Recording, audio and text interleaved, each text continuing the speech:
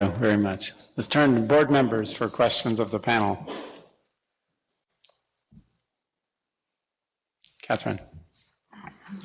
Thank you very much.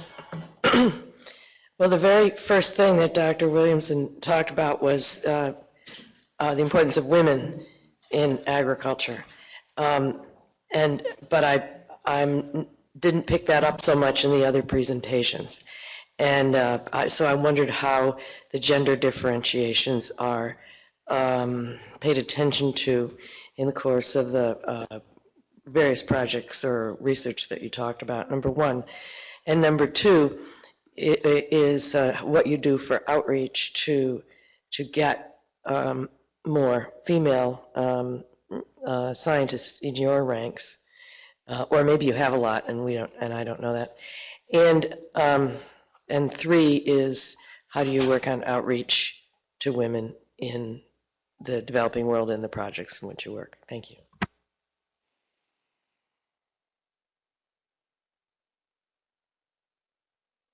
Glad to talk to that on the projects. I mean, that is central to our projects, to look at household interactions, to look at what that means, and to have that research behind it to be able to look at those types of issues. I think it's an important one. What do we know about preferences? For the consumption preferences as well as production preferences. That's an important aspect for the work that's being done by USAID and otherwise. What do we know about income that comes into the household? I mean, we know a lot, but do we know in these different contexts how that works, and can we make that better? In lots of ways. So those are the types of things that we certainly talk about in the projects that we have in East Africa, but I'm sure it's as well in the other context. I think it's also useful to be asking across the teams, are we bringing in new women scientists into the plant sciences? Are we bringing them into the animal sciences? And to always have that out there and being, as you ask in your proposals, to make sure that's there and we keep it there at the forefront. Thanks. Others may want to comment. Yeah, I'll just respond from the college level, not necessarily the international involvement level, but our undergraduate enrollment is very close to 50% female, 50% male. I think it's maybe 52, 47, something like that, male to female.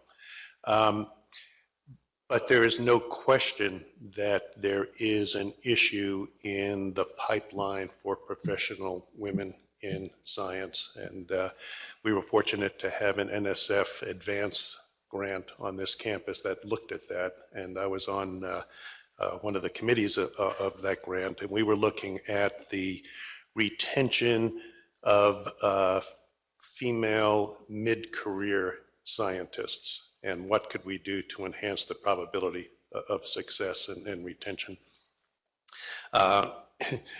There were, lots of fascinating discussion. We read a lot about the background problems. You have everything from family issues to a male-dominated culture that women have to deal with when they come into the academy. Certainly can't come close to claiming we've solved the issue. I do think, though, that our college does a relatively good job of mentoring all of our faculty, obviously including our female faculty, from the day that they arrive as a faculty member all the way through to the day they retire. We don't just do mentoring of new faculty. We do it all the way through. Are women equally represented on the faculty? Of course not. Some of our programs are close to national norms for gender representation, but that's not even close to 50%, and those numbers are pretty low for the national norms. We're struggling a bit in animal science. We do have a program on this campus that does provide money to help hire female and minority faculty, and we've had several hires through that program. So we're trying to make progress, but we got a long way to go. I'd like to make a cut. Oh, sorry. Go ahead, Bob.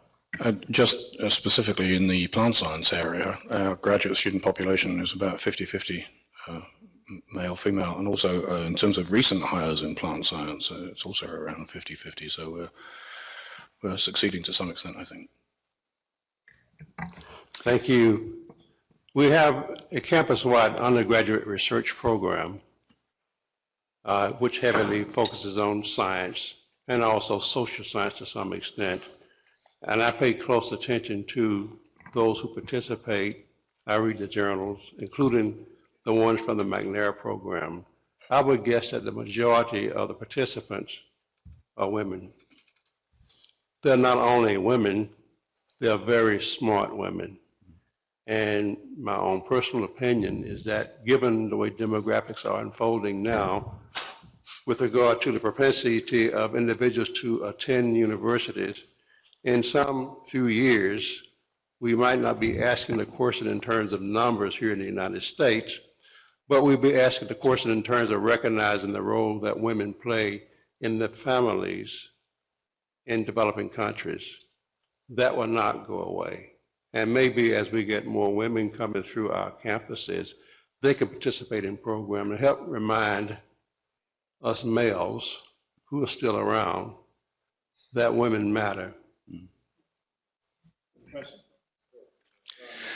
I certainly like to congratulate Chancellor Brady and all of the administrators and their faculty members who have presented today. Excellent work and great accomplishments. Also, common theme across the discussions today as well has been a culture of interdisciplinary engagement. We all struggle with that in higher education in general. Anyone, how has that emerged here? How have you removed the stumbling blocks, the bureaucracy that impedes interdisciplinary engagement here? Well, I'll jump in on that one, and I'd thank you for certifying that we've accomplished that.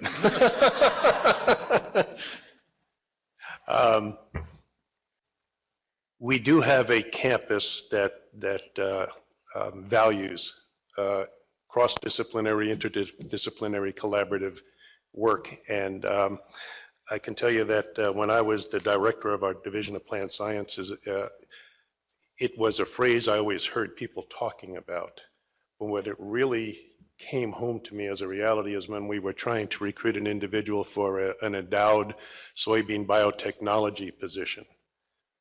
We had a modest endowment that could provide a modest amount of operating, and the salary was nice, but it wasn't anything particularly special. And I was curious why this individual was interested in coming here for that position, and without hesitating, he said, it's because of the collaborative nature of this campus. And so when you hear it from someone from the outside, it resonates as true. I will also say that I'm currently on the Campus Strategic Planning Committee, which is part of the University of Missouri for Campus Strategic Planning System, planning endeavor. And the theme that runs through this campus's strategic statement is interdisciplinary research and teaching. It's right up front. We put it right up front, and we're going through levers and themes and levers and actions and all these kinds of strategic planning things that I can't tell you I really understand, but I know that several of the items, the top priority items, addressed deliberately. How do we continue to develop the culture of interdisciplinary work, research, teaching for faculty and for students, both at the graduate and undergraduate level. So it's something we do embrace, and we still have progress to make, but we take it very seriously.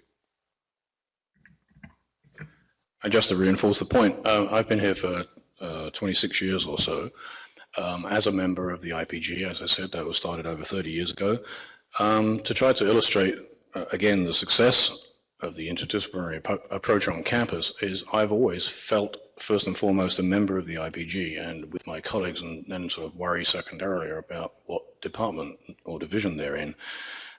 So from the very beginning as a junior faculty member, then moving through to more senior roles, that philosophy has always been encouraged by the administration, as in I've never received any restriction or roadblocks to anything that either I personally or the IPG or just faculty groups have discussed that they want to do. It's always just been a very supportive environment, and it's just, allow you to get on with following good ideas. And so it is just a culture that the administration of this university has fostered.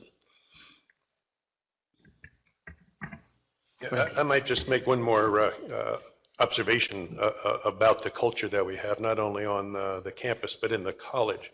We're a college that about 23 years ago went from 17 departments to 6 academic divisions. And, one of the reasons was better resource utilization, but another reason was to better work across disciplinary lines. And then one of those divisions, as Bob has alluded to, is the Division of Plant Sciences, which at the time it was consolidated, still maintained 4 separate master's and doctoral degree programs. And the faculty of that division about 6 years ago, I guess, voluntarily voted to eliminate those degrees and come up with single master's and doctoral degrees in plant sciences, with the idea that they can most effectively position themselves to be able to work across disciplinary lines rather than trying to build bastions of disciplinary identity. I'm going to move to excuse me, Andy. Quickly, I have to mention this one because I have been serving on the campus promotion and tenure committee for about campus-wide for about 4 years now, and where you see the impact of multidisciplinary is when we begin to look at how the various tribes support one who's only half of that tribe, meaning in a different discipline. In the earlier years, that was quite a difficult task. But at Mizzou, at this present time, we see many, many more cases where the faculty are involved in interdisciplinary projects. And they go through with full support. And I'm amazed at how the University of Missouri faculty have come to participate and practice what we preach at that level. Thank you. Andy, thank you very much. And we're going to go to a broader question and answers at this point. And Julie, you had your hand up there. So if I would ask, if you would, use the mics. Great, thank you. Thank you for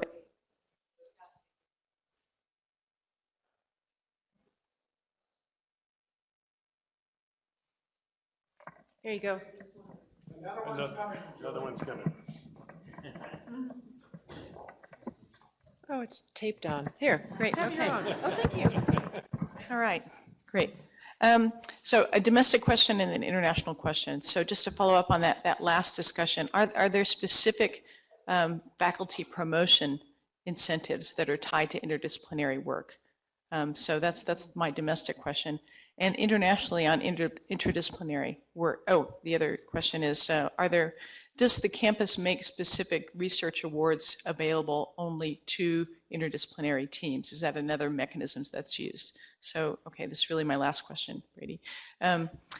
We have had a round of interdisciplinary fervor in the farming systems research community in the 70s and 80s. And which eventually, in my view, as a farming systems economist, who never quite recovered, that sort of fell apart under its own weight, right? So I'd be interested in I think several of you probably also have connections with that community, and sort of there was an effort to link people both at the farm, the field level, and to link social and biophysical scientists. Much of it was applied, but some of it was also, tending towards the basic side. So any observations on what we should do differently now, since you're all very strongly encouraging a return to interdisciplinary research? Let me just say generally that we emphasize that interdisciplinary research does not mean that you're not the absolute strongest possible in a given discipline as well. In fact, the most effective interdisciplinary research is done by the combination of very powerful intellectual depth in disciplines. So, and I think that may have been a weakness of some earlier efforts, let me say, without pointing fingers anywhere. Others want to comment on that? I'll point out that on this strategic planning group that I'm on, one of the levers is to revise this campus's promotion and tenure guidelines to be sure that any impediments to the rewarding of interdisciplinary work are removed. So again, that speaks to our sensitivity to that. Willie? I just want to add one thing, because it was mentioned already that some of the hiring is done by having funding available if you hire in the interdisciplinary or using the gender or minority issues. And so the interdisciplinary effort from the hiring side couldn't really go long unless it was a change in the promotion and tenure process as well. So. Well, with regard to incentives, we're also moving to provide endowed chairs specifically to the foundations of our strategic plan, which are based on 4 interdisciplinary thrusts. We call them Mizzou Advantage. In addition, we've completed a $1 billion private fundraising campaign. They're initiating a second $1 billion+ fundraising campaign right now. And one of those targets is to provide endowments specifically in those interdisciplinary areas as interdisciplinary endowments for that work. Yes, Bill.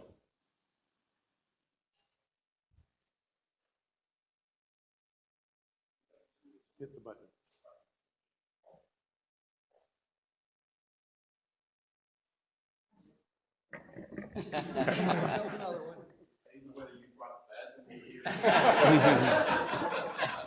You know, at this point, I'm not sure either. Here, All right. No, I'll hold it. So I'm Bill Folk. I'm a former chair of a department and also an associate dean. I'd like to make a couple of comments. One, I think that interdisciplinary research is extremely important, and I think University of Missouri particularly is a role model, as far as I know, for doing that. However,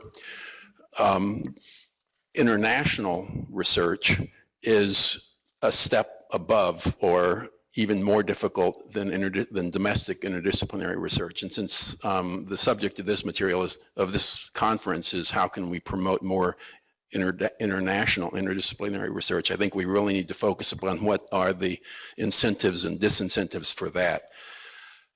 As a former chair and also associate dean, I think much needs to be done in order to provide incentives for particularly young faculty to participate in international research. There are huge risks and costs involved in a young faculty member's trying to secure tenure, and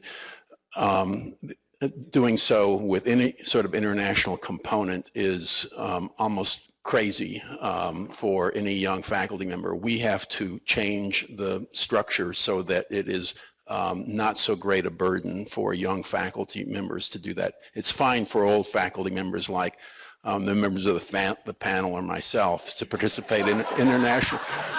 But what we really need to focus on are the young faculty, and there are very few incentives and many barriers for young faculty to participate in international research, and we have to really pay attention to those. I would also point out that at personal experience, I've led a program that has been funded by NIH, and the mechanism that NIH used then in order to promote this was really to target opportunities to promote international research in a particular area, to provide small amounts in a competitive manner, provide small amounts of funding to try to excite people to take that funding. Money is absolutely critical. And then based upon the results of those small amounts of those small projects, to then award much larger amounts of money in order to really allow those projects to develop. And I strongly recommend that as an example of how to do targeted research to get young faculty involved, give them the money in order to be able to do something small, prove themselves, and then give those that have proven themselves, give them the money to really be able to do something large. Thank you. Bill, thank you very much. Appreciate that. Yes, Rob? Well, I'd just like to fully support what Bill just said. And as I mentioned during my presentation, I mean, within the IPG, we have initiated a program to support both faculty and students that want to take those initial steps to get involved. Partly in response to you and also to Julie's comment, you said, what can you do to help facilitate that interaction of the more fundamental science and application science? One of the limiting factors, one is what Bill just said. It's a challenge to get involved. It's a risk, as he said, for younger faculty to get involved, but I think we should encourage that. The other is to provide the opportunities to get involved, because many of the RFPs that come out for application of plant science to addressing on-the-ground problems require existing connections and partnerships and ready-to-go science that's ready to be utilized, rapidly. And while that's obviously a highly commendable result, it isn't suitable for those that are just trying to break into and get involved in this at the early stage of their career. So I'd like to see more opportunities for people to be able to take those initial steps to get involved without feeling that it's a high risk, but to be encouraged to do so and to develop that as a long-term part of their research commitment. What I'd like to do is let's give this panel applause and then open up to questions we've had several sessions today. We can keep going, but questions can come in from you to the board, to any of the panels we've had. The outreach session you heard, the first panel, USAID oriented, and the panel we've just heard. So anyway, thanks to this group for doing a fabulous job.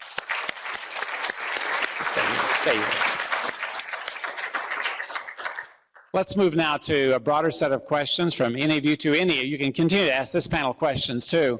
And we have questions that will come in from outside as well because of the web broadcast. And I'll turn to Mark in a moment to bring in one of those. But I see Doug Randall, who was, as always been pointed out, as the founder of the Interdisciplinary Plant Group, and also, let me say, is on the National Science Advisory Board to the White House. So, Doug, thanks for being here. This one works. Okay.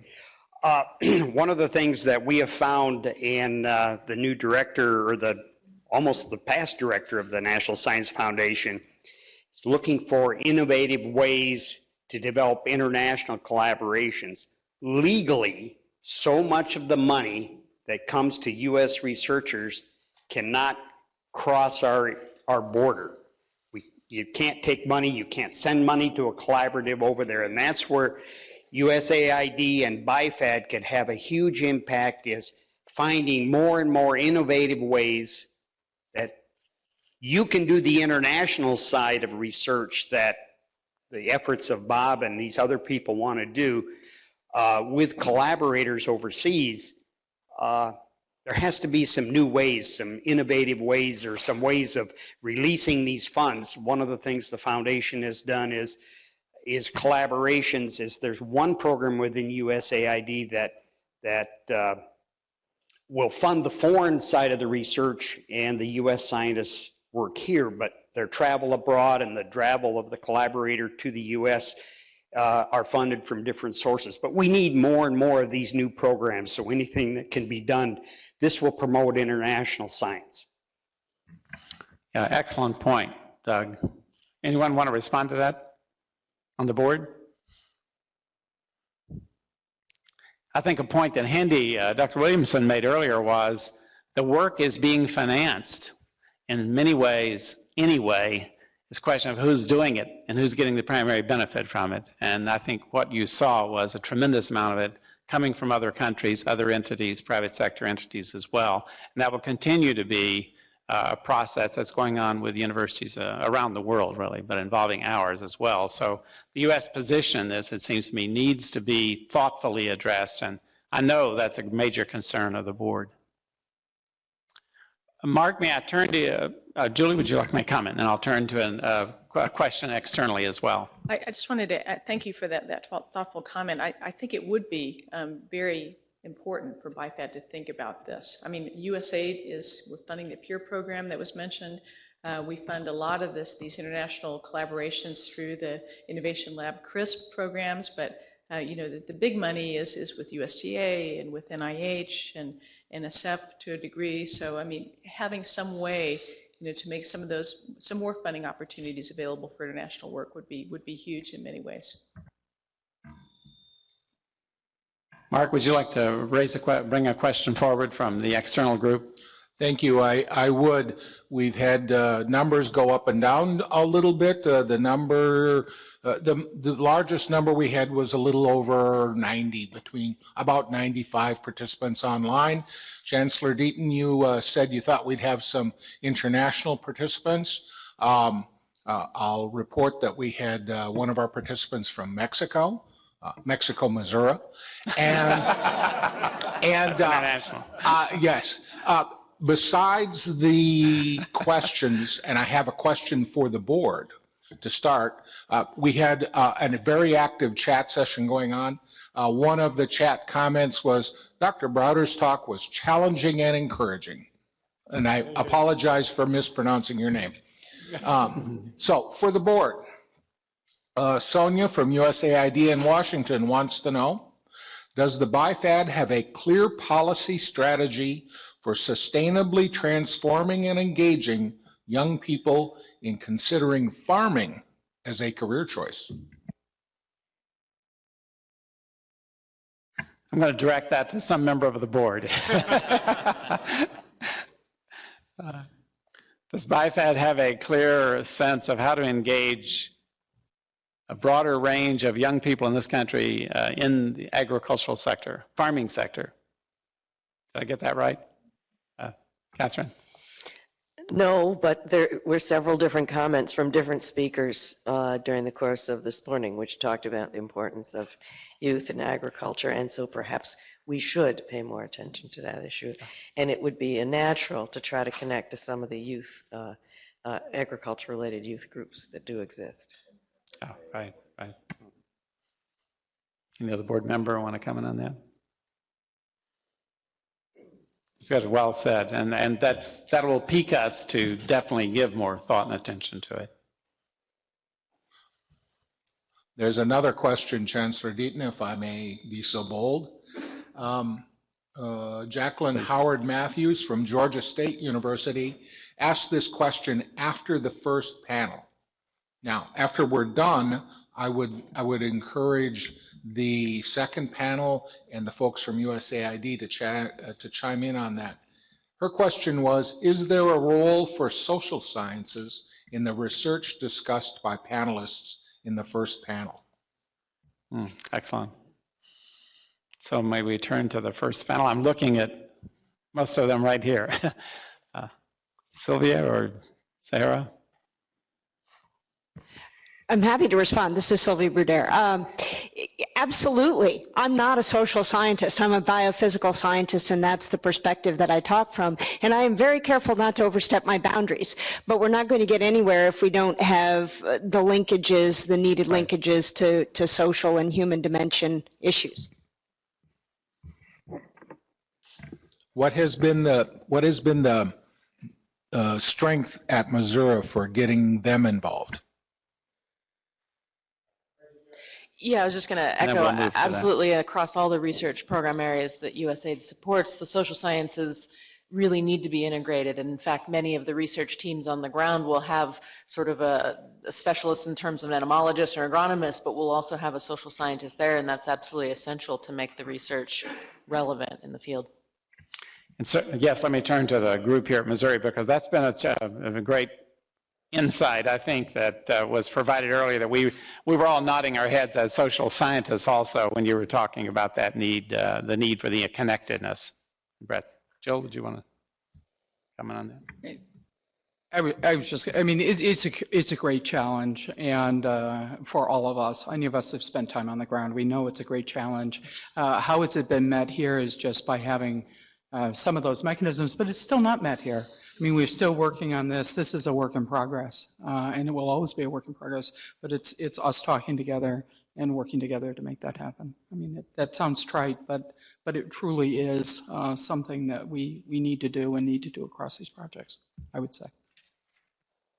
Mark? Yeah, I'll just add that it does lag, but Jill has brought tremendous enthusiasm to bringing social sciences into interdisciplinary programs that already exist. And I know one of the things she did when she first arrived was to sit down with Bob, and she wanted to know what IPG was about, how can her expertise integrate with the expertise of the plant biology community on this campus.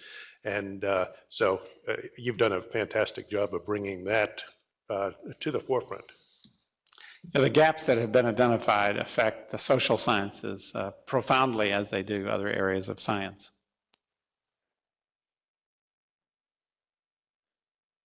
I'll just add one thing. We have a new incentive grant program in the CAFR International Programs, and we give priority to those proposals that have interdisciplinary participation. So that's another small step for man.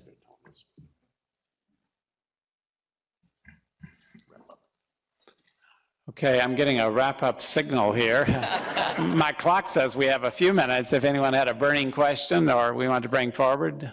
So are we okay for a moment? Yes, airlines. Pardon? Airlines, right. Right. Mooney, you had a question. Let's see if we can get one more in here then.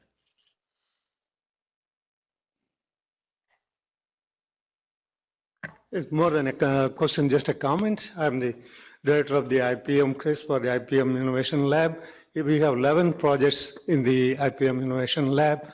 These are led by plant pathologists, entomologists, agronomists, weed scientists, rural sociologists, and also gender specialists.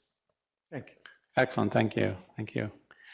Okay, well, let me just invite one big thank you to everyone for being here. Peter McPherson, thanks for joining us here from APLU to carry this message to all universities around the country in case you were not online with us today. Mr. Chairman, just Marty, one comment. We certainly want to thank you for your leadership in hosting us here today at the University of Missouri, and to the students who've been wonderful. I think we've all had an opportunity to engage with the students in different schools here at the University of Missouri, and how incredibly friendly they were to us and received us as board members, and we appreciate that greatly. So thank you for your leadership. Marty, thank you. Thank you very much. Thanks to all of you. Thank you. Well, it's been a very invigorating session, and BIFAD will be continuing to work very aggressively on everything we've heard today. And I want to thank everyone from the university community that were involved, staff, and with USAID representation, which we will continue to have the dialogue with. So we look forward to continued work, and thanks to everyone for being here with us, whether you're here at Missouri or out there on the web. Thanks so much.